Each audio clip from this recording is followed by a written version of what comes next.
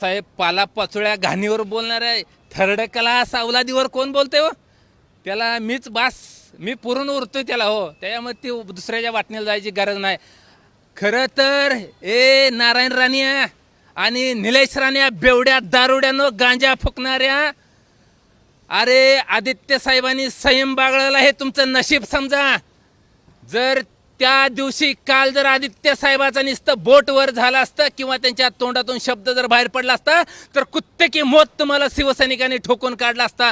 तुम्ही परत सिंधुदुर्ग नव्हे तर महाराष्ट्रातल्या कान्याकोपऱ्यात कुठंच तुम्ही तोंड दावाच्या लायकीचं शिवसैनिकांनी ठेवलं नसतं. लक्षात ठेवा. अरे तुम्हाला लाज लज्जा जर शिल्लक असेल ना तर तुम्ही अजून पण शाने व्हा. शाने तुम्ही आदित्य साहेबाचं पाय धरा, पाया पडा, आम्हाला वाचवा अशी विनंती करा. एक ना एक दिवस तुझ्या पापाचा घडा भरलेला. लक्षात ठेवा.